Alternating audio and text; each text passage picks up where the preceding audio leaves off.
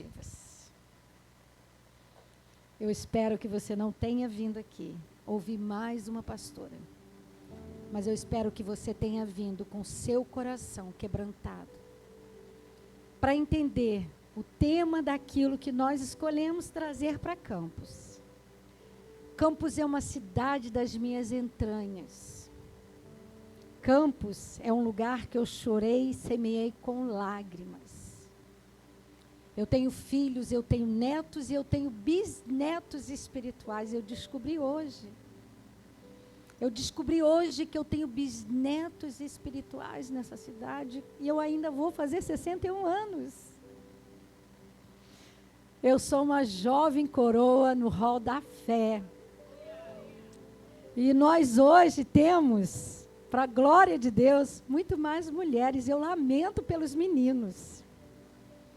Mas essa igreja é uma igreja que treina mulheres, que chama mulheres para o grande exército, porque Deus tem uma força feminina na terra. Deus tem um exército de leoas. E leoa cerca a sua prole. Leoa não abre mão daquilo que Deus deu de governo para ela. Por mais que doa, e para parir filho e gerar filho é com dor. Não importa se é parto normal, se é com cesárea. Não importa de que forma nós geramos filhos naturais ou filhos espirituais. Não importa se seus filhos vieram por adoção ou se vieram pelo nascimento da fé. Todo filho causa dor. Né? Todo filho causa dor. Porque para parir tem que ter dor. Se não tiver dor de parto, nós não conseguimos parir. E o apóstolo Paulo sabia disso, que o homem também sente dor de parto. Mas como? Os filhos espirituais doem também nas entranhas dos homens. É muito mais difícil para um homem entregar um filho do que para uma mãe. Mas como? Mãe sabe que filho tem que voar. Pai tem medo de soltar porque ele tem medo de falhar. Eu não sei por que eu estou dizendo isso. Mas o Abba sabe.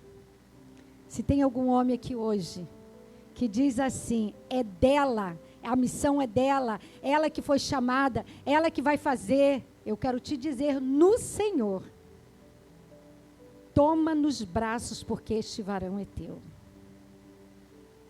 Eu vou contar para vocês e vou discursar sobre a história de uma mulher, mas eu quero falar para os homens. Filhos aprendem com o teu exemplo. O que você quer do seu filho? O que você quer da sua filha? Seja exemplo. Imite Jesus, custe o que custar. Seu filho olha para você. Adulto, aprende com treinamento. Criança, aprende por imitação. Não adianta dizer, faça o que eu faço. Eles aprendem com exemplos. E muitos pais questionam por que o meu filho não é, por que o meu filho não faz. Porque muitas vezes nós precisamos viver esse evangelho puro e simples para essas crianças, para esses jovens, para esses adolescentes, para que o preço lá na frente não seja amargo demais. Que Deus possa acrescentar no teu coração. O tema da nossa ministração e da nossa conversa hoje é um tema desafiador para todos nós. Estamos saindo do ambiente pós-pandemia com um desejo de abraçar, né? Perdendo o medo de vir para fora, de sair do casulo, né? Perdendo o medo de voltar ao convívio social, porque nós temos isso inerente em nós. Nós somos do toque, do abraço, ainda mais povo cristão. Né? Pastor, eu não gosto de beijo, não gosto de abraço. Precisa desbloquear as emoções. Isso não é da natureza do humano e ainda mais daquele que nasceu de novo. Você pode ser tímido, mas você não pode rejeitar o afeto dos pais, dos irmãos e de Cristo Jesus, porque todos nós temos fome de afeto. Nós nascemos e a primeira coisa que nós desejamos da mãe é o peito, é o alimento natural e o colo, o lugar do acolhimento, porque a maior dor do homem é a expulsão, é sair da presença de Deus. O primeiro nascimento dolorido do homem foi sair do Éden. Ele não saiu por vontade própria, ele foi expulso. Então, o ato de ser expulso do útero da mãe é a coisa que mais se assemelha a essa perda. Mas aí nós temos o Espírito Santo que diz: eu sou para você como uma mãe, e eu te acolho, eu te levo de volta ao colo do Pai. Eu te levo de volta ao colo do Pai. E ser curado desse trauma, o trauma do nascimento e a memória traumática da expulsão do Éden, que todos nós carregamos, independente de onde você esteja e do que você crê, toda a humanidade carrega a dor do abandono, a velha natureza adâmica.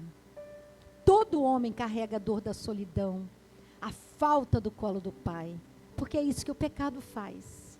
O pecado deixou essa marca na nossa história humana. Só o humano sente saudade. Só o humano sabe o que é orfandade. E só o humano sabe o que é solidão. Os animais vivem por instinto. Eles não sabem o que é essa relação afetuosa, apesar de muitos animais serem melhores do que os homens. Forte isso, né? Muitos pets conhecem mais a dor da gente, da solidão, do que muito humano. Meu cachorro sabe quando eu estou triste, quando eu estou agitada, quando eu estou nervosa. Eles são adestrados para isso. E muitas vezes nós perdemos a nossa sensibilidade. E a pandemia veio trazer isso e trouxe uma crise existencial no coração de muitas pessoas. E eu escolhi, o tema, acho que não deram para botar aqui, a cruz e o dilema da autoestima. Quem é que não gosta de um elogio? Quem é que não gosta de que alguém chegue para ele e diz: você é amada, você está bonita, né? Você não ficou velha, você melhorou com o tempo. Nossa, você está tão saudável. Quem é que não gosta de elogio? Todos nós gostamos. Só que vivemos uma crise de identidade na face da terra, onde hoje tudo tem que ser positivo. Não fale do defeito, não enfatiza que precisa melhorar, fale com jeitinho, e a gente começa a dar jeitinho e não fala aquilo que precisa ser falado para que haja cura. Às vezes o remédio amargo é o que traz o resultado. E a gente ficou tão enjoado, tão insensível, tão cheio de mania, tão cheio de dodói, que o discipulado parece que mudou de nome. Eu não posso mais tratar, porque ele fica doído, ele não suporta treinamento. E aí é como se o povo ficasse tão cheio de manias, dentro de casa, nos relacionamentos, nas empresas, com amizade. É tanto controle, é tanto dodói. Tudo é bullying, tudo é preconceito, tudo é exclusão. Quando, na verdade, nós estamos sendo treinados. Aqui é muito fácil ser cristão. Mas o nosso chamado não é para ser sal no saleiro. Ser sal no saleiro é fácil demais, mas se o sal ficar no saleiro, até ali dentro, ele não presta. Deixa um sal muito tempo dentro do saleiro, ele vai virando água. Ele perde a propriedade dele. Bota o sal no peixe, na carne e deixa curtir. Ele tem o poder de tirar a podridão. É maravilhoso estar aqui. É maravilhoso ficar aqui. E eu gostaria de ficar aqui muito tempo. Mas nós precisamos estar aonde ninguém quer estar.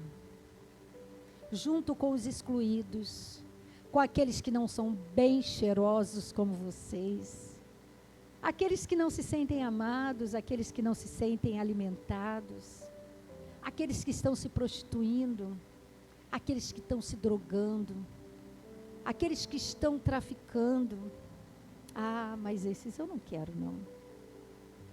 Há um dilema que nós vivemos uma crise de identidade, de quem nós somos em Cristo Jesus e onde nós precisamos estar.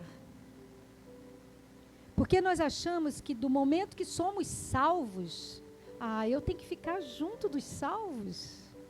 Mas é o contrário.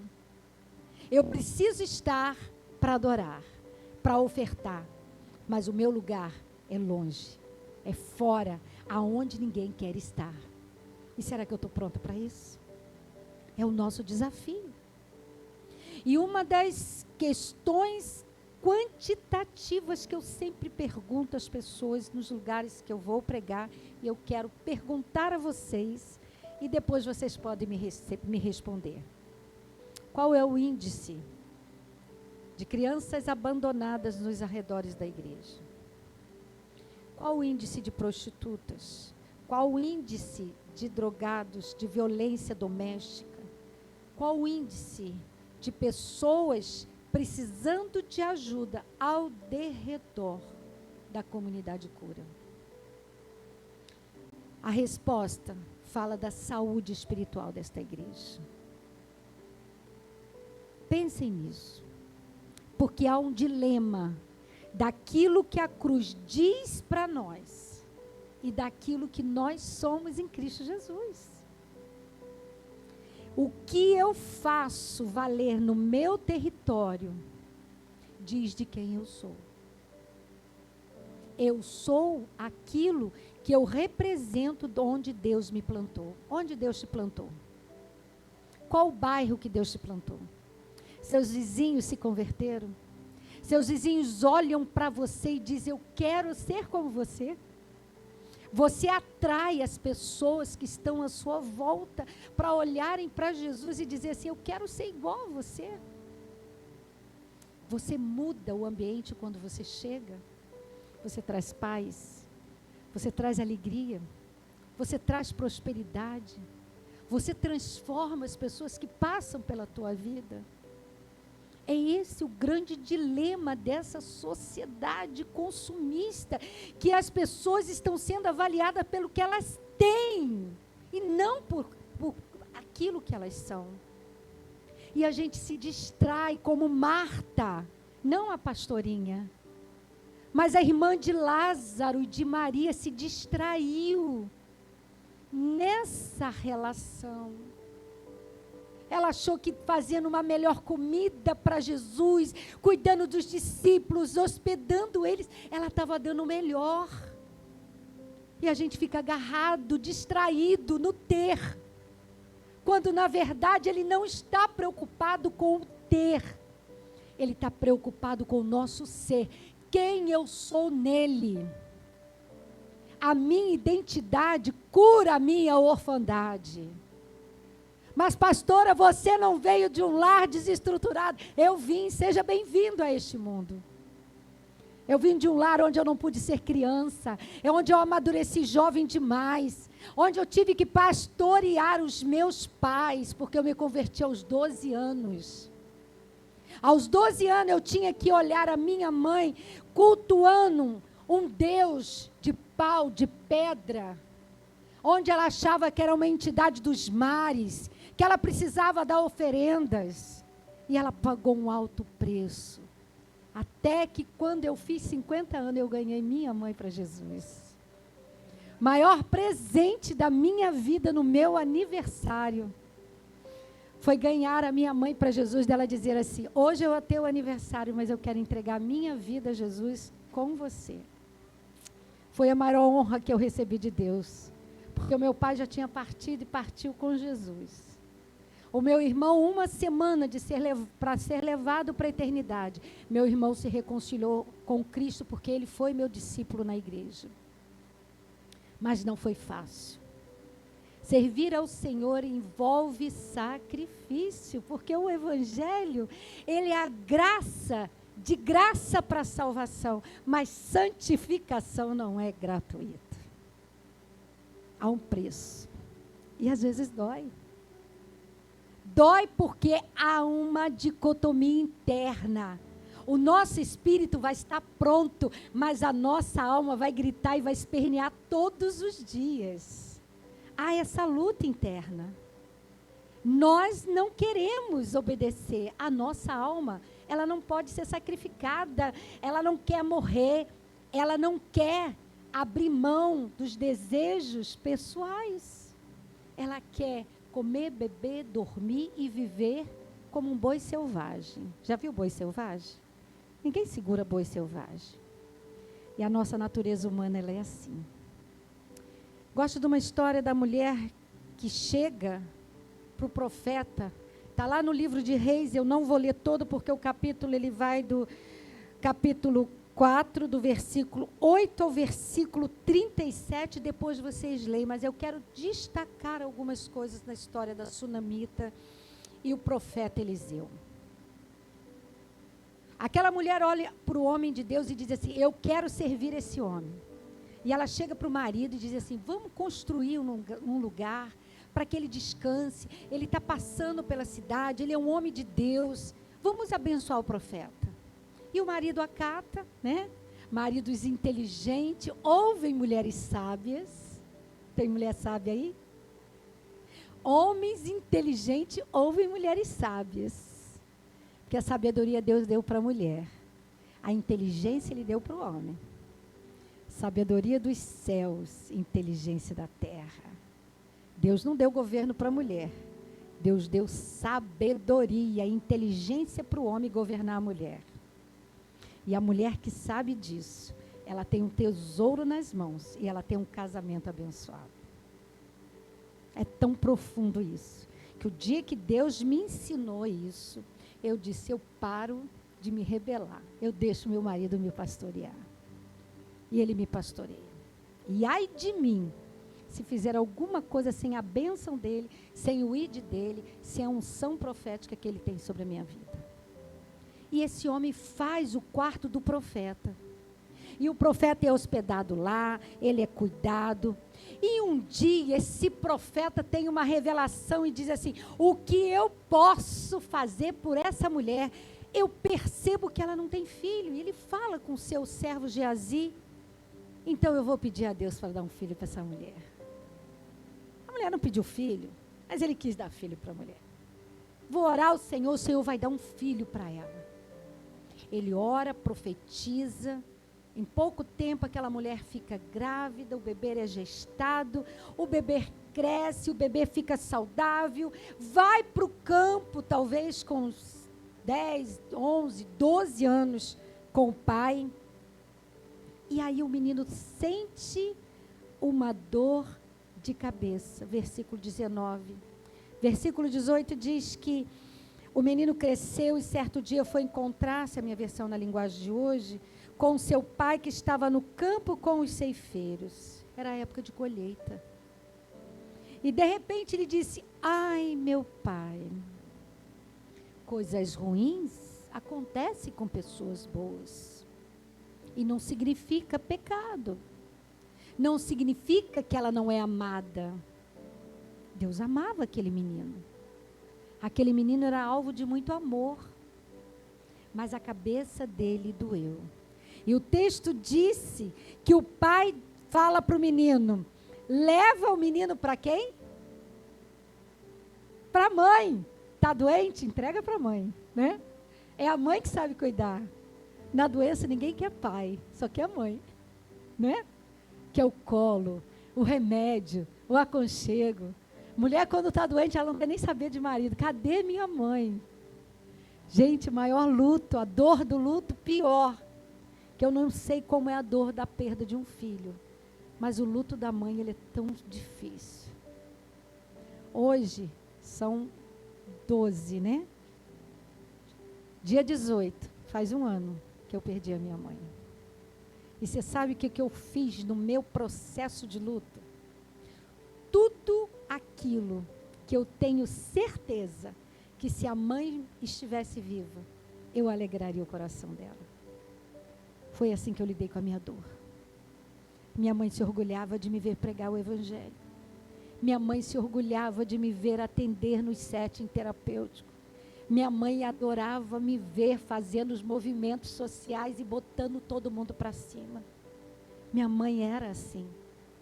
E eu honrei a memória dela, enxugando as minhas lágrimas com 30 dias, levantando da cama e dizendo: eu vou fazer tudo que você faria se você estivesse aqui. E eu curei a minha dor. Estou em processo. Todos os dias eu me despeço daquela mãe idealizada, daquele pai que um dia eu sonhei, porque hoje eu tenho um Abba. Eu tenho um Deus Pai que me ama tanto, que cuida daquilo que eu não dou conta de cuidar.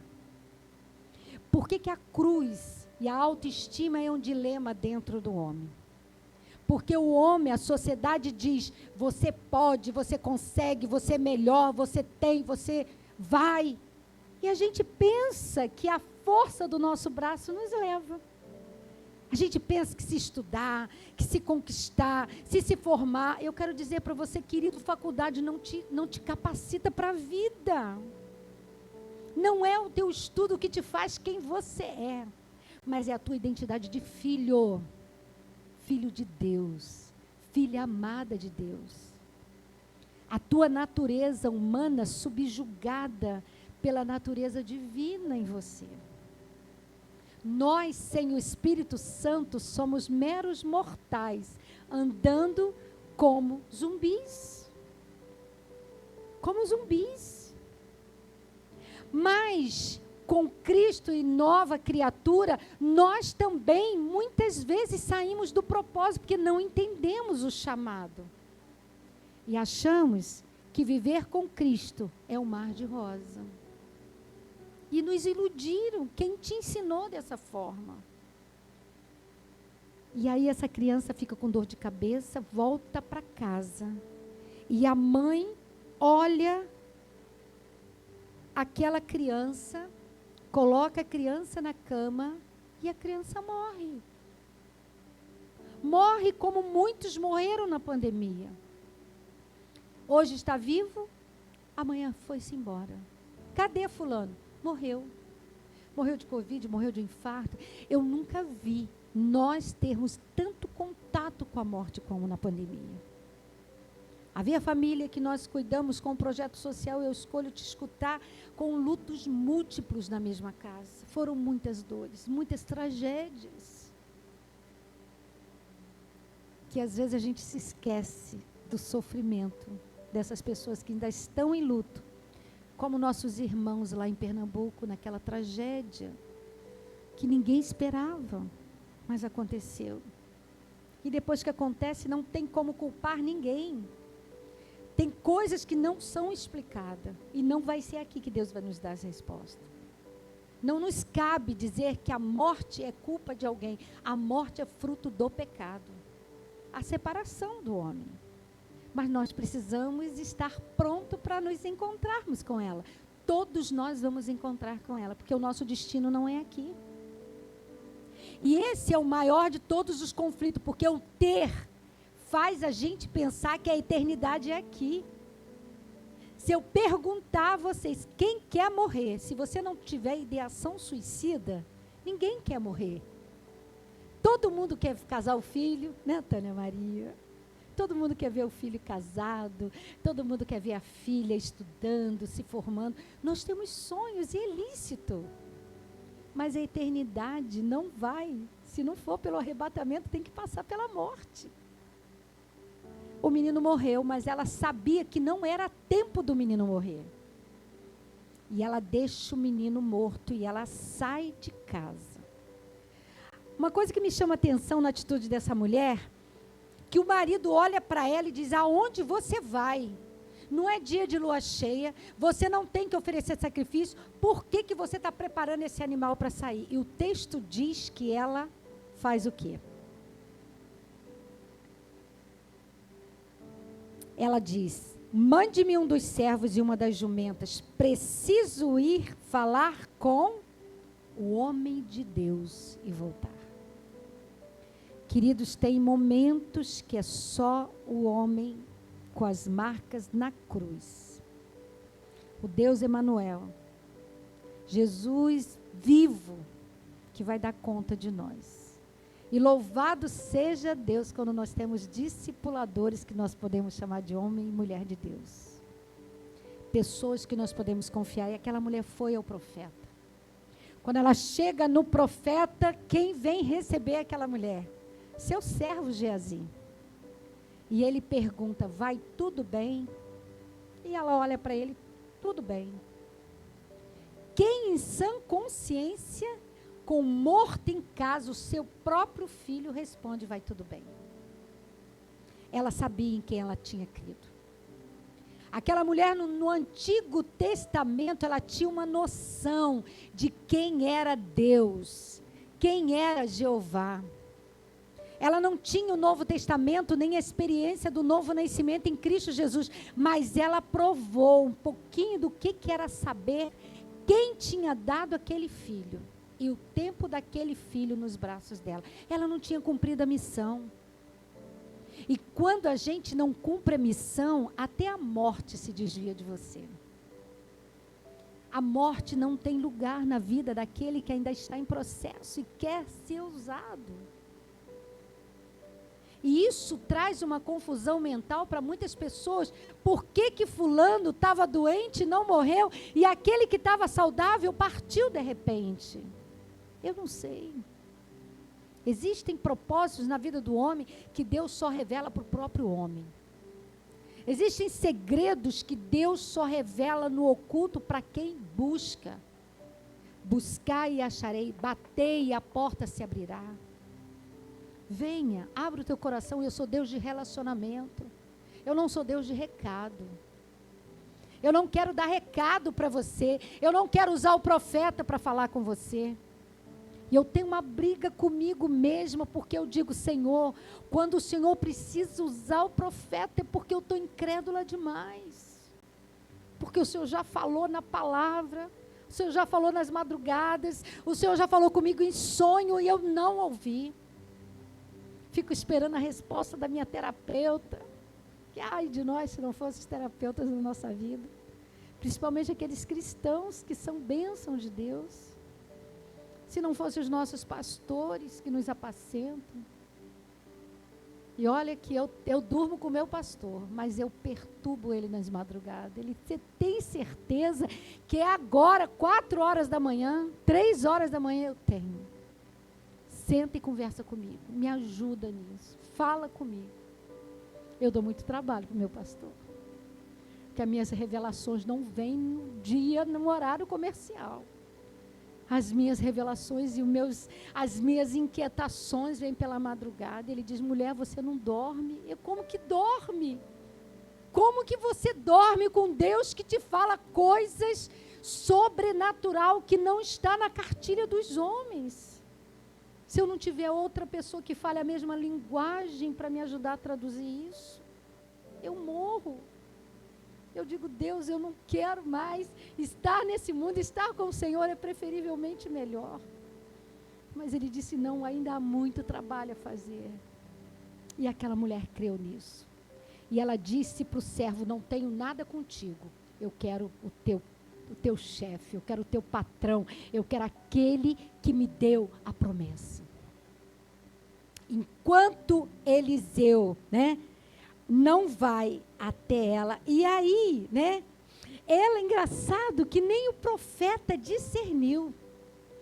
No versículo 27, quando ela chegou ao homem de Deus no monte, ela agarra os pés dele. Ela não pega na mão, ela não pega no ombro, ela não abraça ele, ela segura os pés dele, versículo 27. Se aproximou, e aí Geazi vem e tenta arrancar a mulher e diz, olha, que mulher louca, essa mulher está surtada. E aí o texto diz que o homem de Deus diz, deixa, porque a sua alma está em amargura, e o Senhor escondeu isso de mim, e não me revelou nada a respeito. O que eu aprendo com isso? Que existem profundidades de tratamento de Deus que Deus não vai revelar nem ao profeta. E aí, pastora, se eu esperneio, se eu fico esperando a resposta do outro, se eu fico esperando que o outro me assegure daquilo que eu tenho que fazer, eu estou perdida. Então, quem não aprende a ter relacionamento com o Espírito Santo, quem não aprende a ter intimidade, quem não abre os ouvidos para ouvir Deus dizer para você, está perdido. Ouve a palavra e a palavra não fala. Canta e adora e o louvor não penetra. Está sempre se espelhando em alguém, está sempre se medindo por alguém e está sempre esperando a resposta do outro quando o Espírito Santo diz, eu já te dei tudo. Você tem a sabedoria dos céus. Não espere da terra a resposta que só está no céu. E esse é um grande dilema da humanidade. A humanidade espera no outro. Espera do governo, espera das autoridades, espera dos líderes. Quando Deus está dizendo, é você, filha. Eu estou falando com você, você é amada. Há algo que só você pode fazer. Como é que você chama? Bia, existem coisas que o Espírito Santo não vai mandar ele fazer. A missão é tua. Existem missões individuais e existem missões coletivas. Nós não temos problema com missões coletivas. Se você chegar aqui e desafiar o povo vem em multidão, porque o coração do povo está inclinado. Mas eu quero falar para você de um desafio pessoal que só você pode cumprir. E se você não cumprir, Deus vai usar outro. Mas você perde a honra de fazer aquilo que só você pode fazer.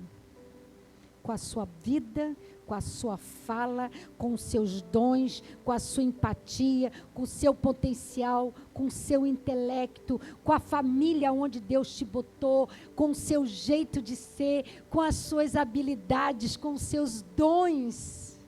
Gente, minha filha diz assim, eu como nos melhores restaurantes, que minha filha é viajadeira.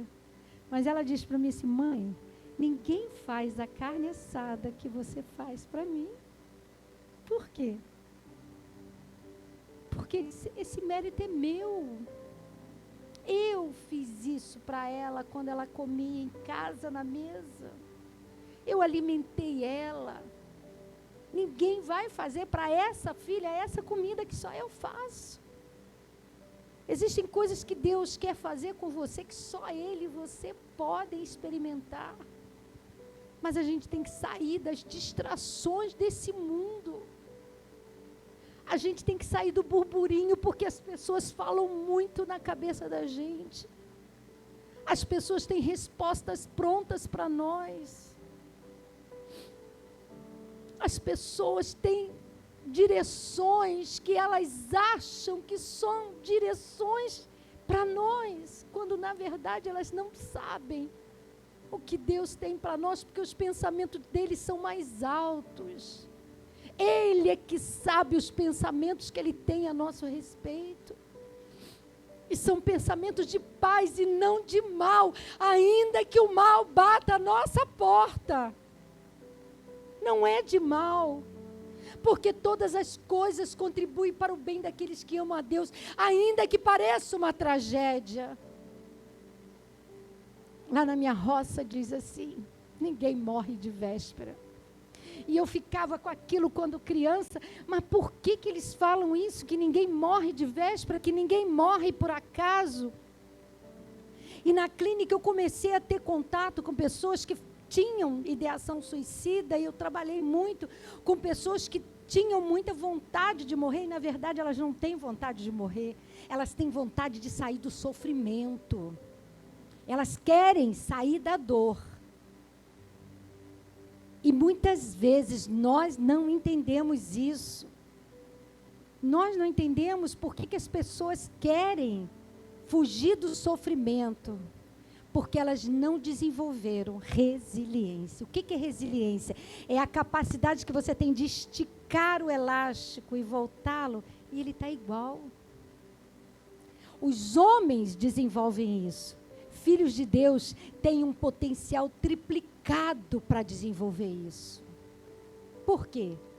Porque o Espírito Santo nos dá a identidade, a natureza de Jesus, que sofreu morte de cruz, para que eu e você pudéssemos passar por todas as dores e não blasfemar. Ele nos deu uma cruz.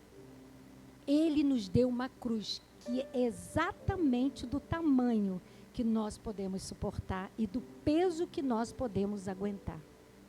Ela não tem 1 centímetro a mais e ela não tem 1 quilo a menos.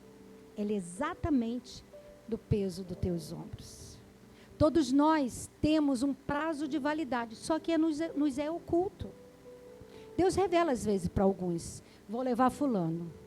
Mas Ele não dá isso à maioria dos homens na face da terra.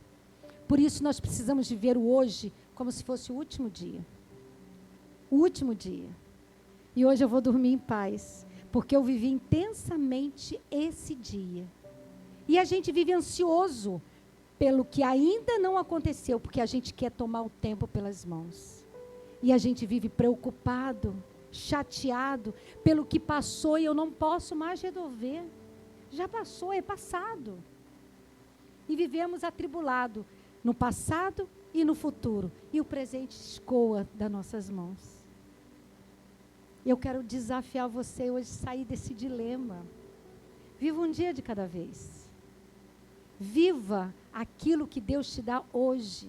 Usufrua do dia que se chama hoje. Seja grato.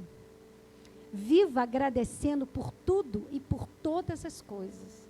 A família que você veio, os pais que você tiveram, que às vezes não foi o melhor, mas era o que eles tinham para oferecer.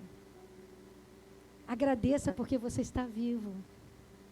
Agradeça porque você sobreviveu a todas as tentações do dia de hoje. Pastor, eu não sobrevivi, eu caí. Mas você tem 24 horas para zerar seu relógio com Deus. Deus nos dá 24 horas e amanhã Ele zera o relógio e diz, eu te amo hoje do mesmo jeito. E eu te dou a chance de vir, filho amado, filha amada, começa de novo. Zero o cronômetro. Faça o que você ainda não fez e cumpra a tua missão. O texto diz que aquela mulher tira, o Geazi permite que ela fique ali e ela devolve uma pergunta para o profeta. Eu te pedi algum filho? Eu te pedi que você me enganasse? Se você me deu, não tire de mim. E aí eu reflito em algo muito importante. Aquilo que Deus nos dá, Ele não toma. Se Ele leva para si, é porque Ele quer tirar o fardo dos teus ombros. É porque Ele quer que você viva uma nova fase. É porque Ele quer te dar outras experiências que naquele momento, naquela situação, você talvez não vai ter. E nós ficamos atrás dos porquês. Quando na verdade nós só temos uma oração que o Senhor nos ensinou. Seja feita a tua vontade, assim na terra como no céu. E aquela mulher entende isso. Pede, que o profeta manda que o Geazi leve o bordão e vá até aquela mulher, mas não acontece nada. Pessoas fora do propósito vai fazer o método direitinho e não vai acontecer nada. Geazi leva o bordão, colocou o bordão, que era o cajado do profeta, em cima do menino, orou, gritou, deu 3 pulinhos, fez tudo como se ensina. Mas se não tiver unção e não tiver intimidade, não tem milagre. Se não tem alinhamento profético, no chamado e na missão, é mais um no meio da multidão. Não queira fazer aquilo que o outro foi chamado a fazer. E não entregue aquilo que é teu na mão de ninguém. Não deixe para a próxima geração.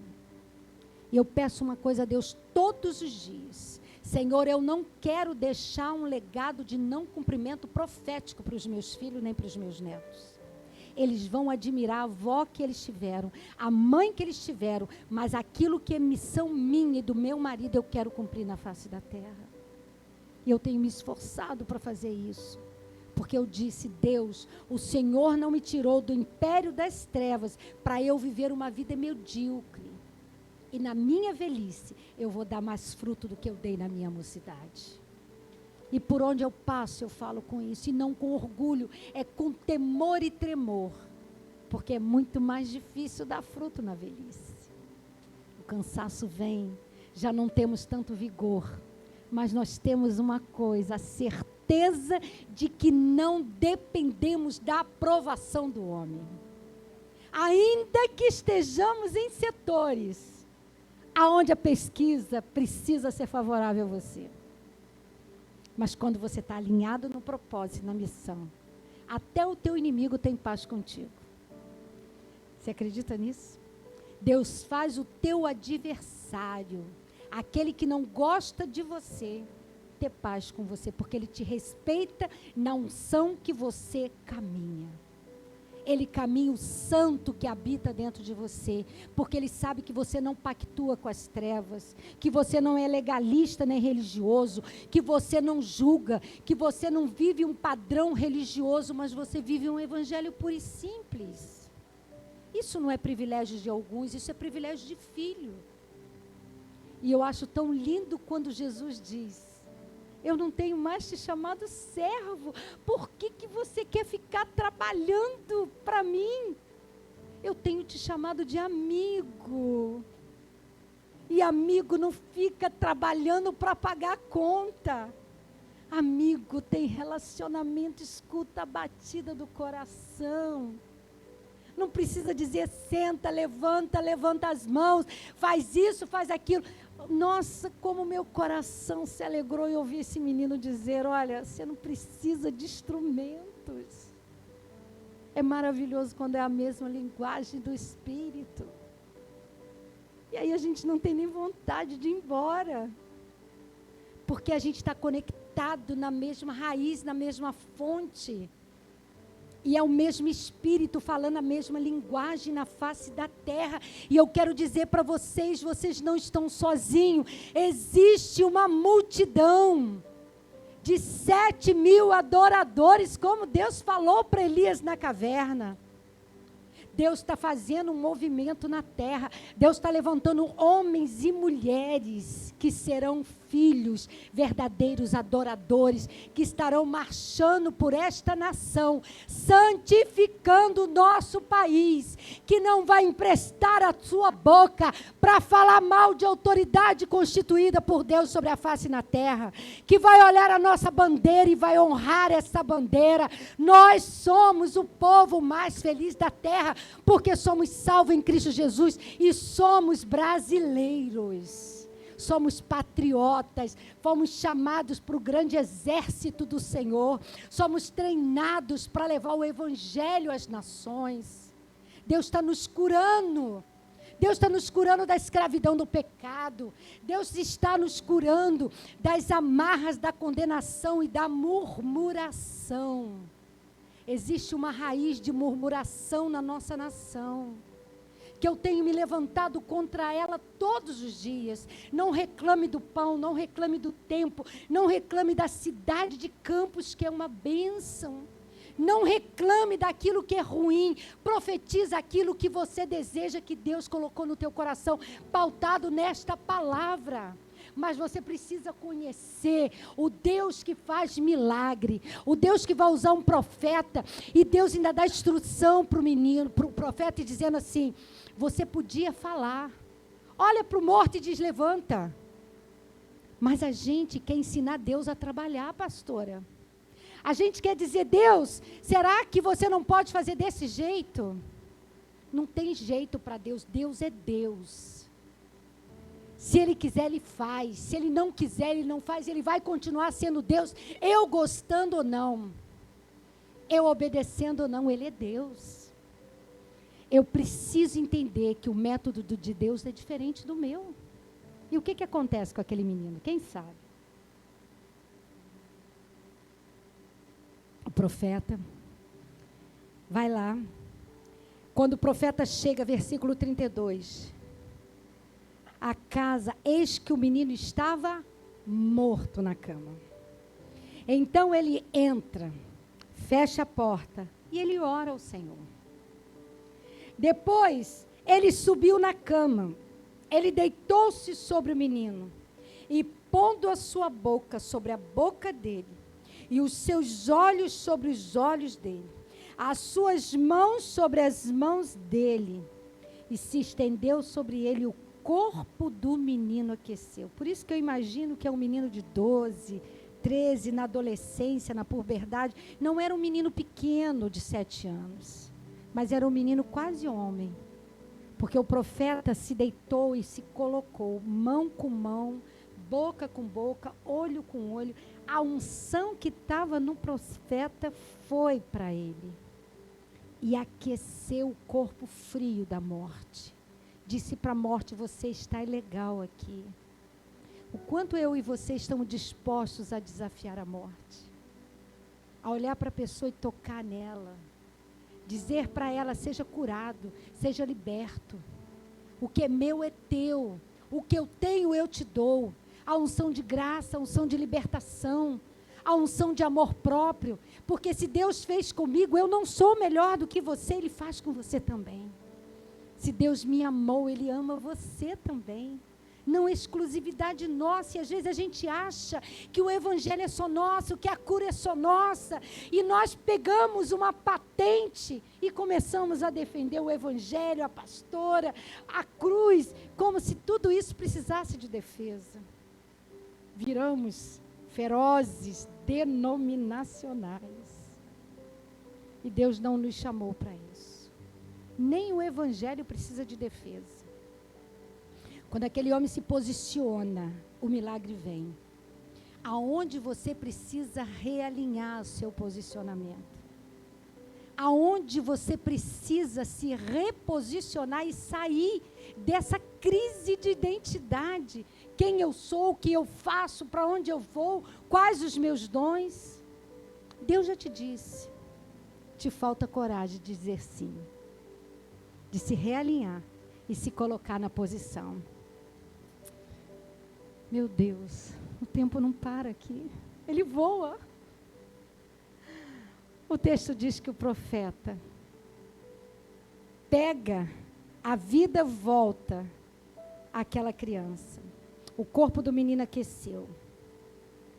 E depois que o corpo aquece, Eliseu não viu o milagre. Não viu o milagre. Sabe aquele momento que você ora para a cura e a cura não acontece e a pessoa vai embora doente? Ela vem para o consultório, ela sai pior do que ela chegou. A relação está ruim, você tenta uma DR, o negócio sai pior do que antes. Bom, não deu certo tudo que eu fiz. Do meu jeito não deu certo. E aí o que o profeta faz? Ele torna a subir a cama e se estende novamente sobre o menino. Deus estava dizendo para ele, ó, não é do teu jeito, filho. Filhão, ó, você é bacana pra caramba, mas não é do teu jeito. É do jeito do papai. Tá disposto? Tá? Com você mesmo que eu estou falando. Você está disposto? Teu chamado é lindo, mas envolve renúncia. Envolve abrir mão de algumas coisas que para você é preciosa. Para ele, ele dá muito mais. Ele tem muito mais para te oferecer, meu querido. Muito mais do que aquilo que você acha penoso entregar. A santidade de um homem é tudo para Deus. Se um homem consegue ser fiel na sua santidade sexual, ele entrega tudo para Deus. Por isso que a moeda de troca do sexo é tão séria. É mais do que emocional, psicológico, ético, moral. Não está nesse campo. A sexualidade do homem, a sexualidade da mulher, o ato de se deitar com o outro, envolve uma santidade de dizer, eu me comprometo com aquele que eu me relaciono. Isso é um preço de santidade. O homem que consegue dominar a sua sexualidade na adolescência, ele é um homem que tem um decreto de prosperidade em todas as áreas da sua vida. Por isso as investidas são tão grandes na área da sexualidade. Isso serve para as mulheres também. E esse mundo corrompeu essa imagem santificada da sexualidade. E o diabo disse que o sexo era sujo, que era feio para os filhos de Deus. E os filhos de Deus não entendem isso muitas vezes. Banalizam isso. Isso traz dor e sofrimento e sequelas. Quando ele faz do jeito de Deus, o menino espirra. Morto espirra? Não. Só quem está sendo ressuscitado.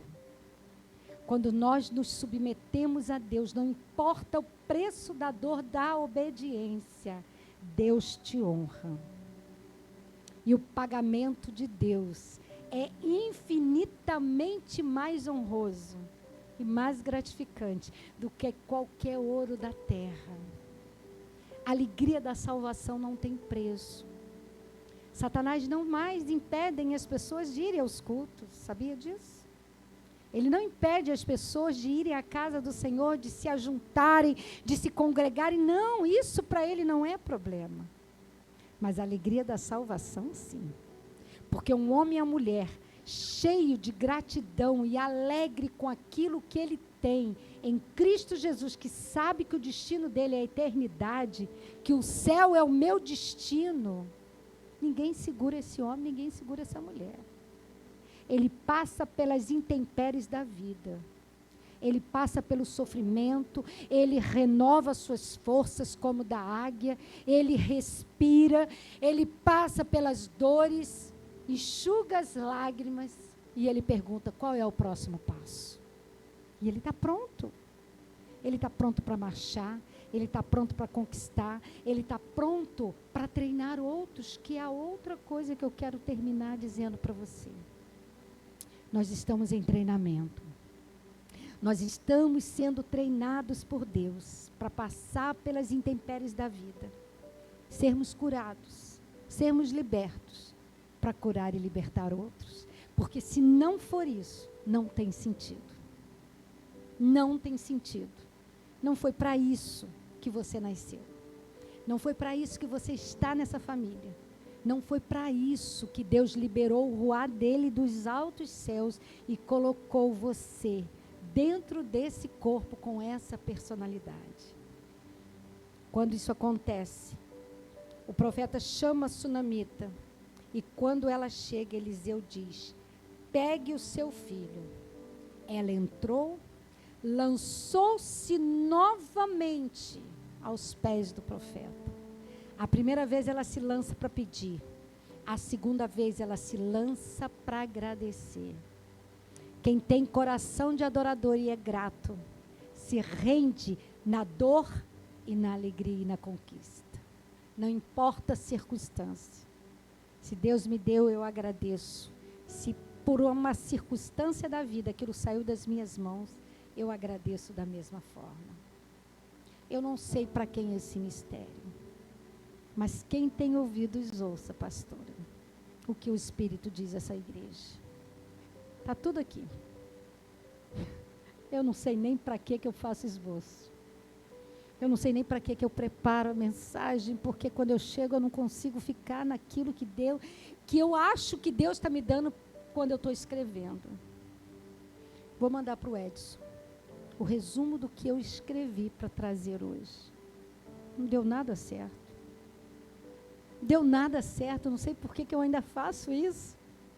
Porque eu acho que eu vou ser negligente se eu vir e olhar esses rostinhos e dizer para você, abra comigo. Lá no livro de Lucas, no capítulo 9, 23, eu vou caminhando para o fim.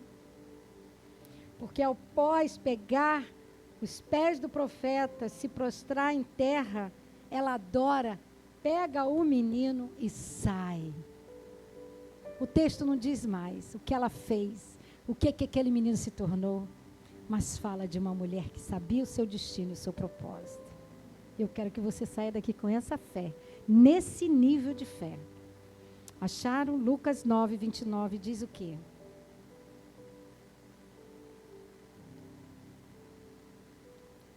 Lucas 9, 23, perdão. Jesus dizia a todos. Jesus dizia só para os discípulos? Jesus dizia só para João, para Marcos, para Tomé, para todos, para mim, para você e para a multidão que está lá fora perecendo. Se alguém quiser vir após mim, negue-se a si mesmo, dia após dia. Mas, pastora, quando eu me converti, eu me neguei. Quando eu me batizei, eu briguei com a minha família inteira e eu larguei a religião dos meus pais e mergulhei nas águas e fui batizado pela pastora Marta. Isso foi há muito tempo atrás. Deus está falando que é uma negação diária. É dia após dia. A negação de ontem já foi. Já foi, meia-noite, acabou o dia de hoje. Amanhã o cronômetro está zerado, tanto para pecar, como para se santificar, como para obedecer e como para negar. Tem uma cruz que eu preciso tomar. E tem uma negação da minha alma rebelde que eu preciso negar. E quando eu nego a minha alma, eu não estou me diminuindo. Muito pelo contrário. Eu submeto a minha alma à sujeição. E o meu espírito se levanta em poder, em ousadia, em autoridade, dizendo para o poder das trevas, arreda-te de mim. Se submetam a Deus em sujeição. E aí você pode resistir o diabo. Você só anda em poder e autoridade quando você se submete a Deus, aos homens que Deus põe como governo sobre a sua cabeça. E a gente inverte os valores. As mulheres não querem ser submissas, porque elas não entendem o papel da submissão. E Deus está insistindo nesse trem, né? A submissão é andar debaixo da mesma missão, um do lado do outro. A missão do seu marido só se completa com você. A missão dela só se completa se você amar ela como Jesus amou a igreja. E ele continua dizendo, tome a sua cruz e siga-me. Não tem evangelho sem cruz. E não tem evangelho sem negação. Ah, mas a cruz é para Jesus, pastora. Jesus já morreu na cruz. Eu estou de boa. Eu vou só gozar as delícias que a cruz me dá como consequência. Oh, querido, seria bom se fosse assim. No mundo tereis aflições, mas tem de bom ânimo. Eu venci o mundo. Tem ressurreição para nós. E a ressurreição da cruz, ela só é experimentada quando nós sabemos lidar com as nossas próprias lutas interiores. Com os nossos medos, com os nossos fracassos, com os nossos erros. Quando nós nos levantamos todos os dias para dizer, Senhor, basta cada dia o seu mal. O mal de hoje já está acabando. Amanhã me capacita para enfrentar o mal que está dentro de mim e que vem, que me assola. Porque os pensamentos é uma luta constante. E o que eu penso, eu sinto. O que eu sinto, eu falo. Se eu falei, vira semente. Semente vai para onde? Para a terra. Tem muita gente se auto-amaldiçoando. Todo dia, eu não posso, eu não consigo, eu não tenho, eu sou isso, eu sou aquilo, eu sou campista é assim, oh dó. Ser campista é uma bênção. Abençoe o chão que o Senhor te plantou. Bendito é o pé daquele que pisa nas veredas do Altíssimo e sai semeando. Ainda que esteja chorando, ele vai voltar colhendo os frutos com alegria. E eu vou te dizer uma coisa muito séria. O que você planta não é mérito de colheita sua. Você deixa a colheita para a próxima geração. Ah, não, pastor, eu não quero que a próxima geração colha. Eu lamento te dizer. O que você faz de bem ou de mal, você deixa um peso para quem vem atrás de você. Assim como você, muitas vezes, pagou um preço injusto daquilo que a sua geração passada deixou para você. Mas, pastor, eu sou nova criatura em Cristo Jesus. Eu sei disso. Mas há uma força da hereditariedade espiritual, assim como uma força da hereditariedade genética em nós. O nosso DNA imita os nossos antepassados. A nossa herança espiritual também é deixada, mas nós não podemos ser tomados por inocentes, porque hoje o Senhor tem nos ensinado que eu vou santificar a geração que vem atrás de mim. Meus filhos, meus netos serão santificados, porque eu me coloco na posição. Não ficará nenhuma unha no Egito. Nenhuma unha nós vamos deixar para trás. Porque hoje o Senhor nos ensina que se nós tomarmos a nossa cruz, nós poderemos seguir ao Senhor. Não lutem por salvar a sua vida, porque quem luta para salvar a sua vida perde. E quem perde, não perde, ganha. É uma matemática que não é compreensível na Terra. Não é 2 mais 2, 4. Não é lógica humana. É lógica espiritual.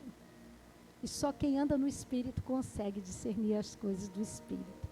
Quem anda na carne não discerne. Vai ouvir, não vai ressignificar. Vai achar que é maluquice, que é loucura.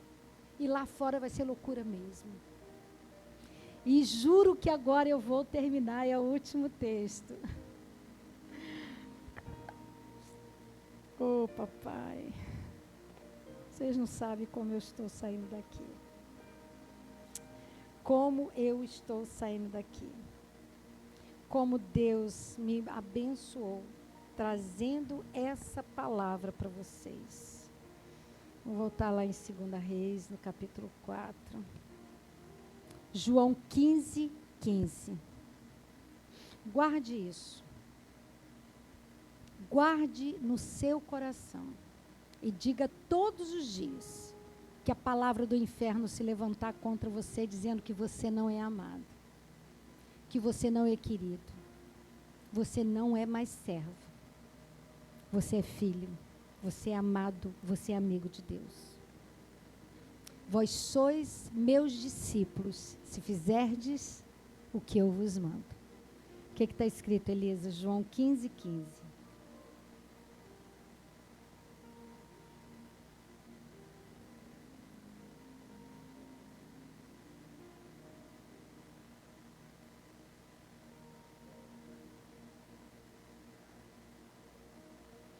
Tudo que Jesus ouviu do Pai, ele disse para o Espírito Santo: conta para os meus filhos. Mas como servo, não dá para ouvir a intimidade do Pai. Até hoje, você trabalhou para Deus. Agora Deus está te chamando para caminhar com Ele e ouvir as batidas do coração dEle. Não entre mais em crise. Você é filha, você é filho amado, independente do que alguém disse a teu respeito. De repente, alguém te excluiu, alguém te rejeitou, alguém não te amou como você deveria ou queria ser amado. E eu vou te dizer uma coisa, não tem amor do mundo, não. Amor de namorado, amor de marido, amor de filho, não tem amor que nos complete. A falta do amor humano é uma marca na humanidade. O único capaz de nos amar é Jesus, através do Espírito. E eu te pergunto e eu te animo a dizer para Deus, qual é o teu dilema hoje? Qual é a tua crise existencial? E eu vou te dizer, Ele me curou, Ele pode curar você disso também. Se havia rejeição, Ele te cura hoje, porque Ele me curou. Ele me curou de um sentimento de baixa autoestima. E eu não preciso me reafirmar e nem preciso do elogio do outro, porque se o outro não me elogiar, eu sei quem eu sou nele. E eu ando em novidade de vida por causa dele. O Espírito renova todas as promessas, todas as manhãs. Quando o relógio bate 1h da manhã, a partir dali começa as promessas de Deus se renovarem. Porque a bondade de Deus, ela é grande demais sobre nós. Você sobreviveu. Você está vivo. Você não virou um aborto. Deus sonhou com você. Experimente chegar em casa hoje, se olha no espelho e diga assim: mulher, homem, Deus sonhou com você. Deus te ama tanto que tem uma missão e um propósito, tem vestes de linho fino, tem um anel de ouro, tem sandálias para serem colocadas nos seus pés. Você é filho amado. Eu estou celebrando uma grande festa que o melhor anfitrião da terra não pode oferecer para você. Eu estou preparando uma boda e eu quero um casamento de honra para você. Ah, Jesus. Casamento que homem nenhum pôde te dar, menina. Nenhuma joia na terra é capaz de adornar uma mulher, como Jesus está adornando a igreja. Nenhum pão é tão saboroso como aquele pão que Jesus está preparando para nós na ceia com o Cordeiro. Nenhuma igreja é tão preciosa como a igreja de Jesus na terra. Por isso que nós precisamos anunciar a outros, até que ele venha. Porque o leão está rugindo. O leão da tribo de Judá está rugindo nos 4 cantos da terra. Quem tem ouvidos, ouça, porque o tempo está acabando. Essa, para mim, pessoal, é uma das gerações mais abençoadas, porque nós estamos ouvindo o alarido da volta dele. Israel está se alinhando no plano profético. O Brasil está revirando as nações de cabeça para baixo. Deus está restaurando o Brasil, para que o Brasil seja a fonte de envio missionário mais poderosa da face da terra. Até que ele venha. Eu encerro aqui a minha palavra, dizendo para você, ele vem. E ele vem me buscar e vem te buscar. Mas existe algo que você hoje precisa profeticamente entregar para ele. E dizer para o Senhor: Senhor, eu me disponho a obedecer. Você quer ficar de pé junto comigo e dizer para o Senhor: eu disponho a te obedecer.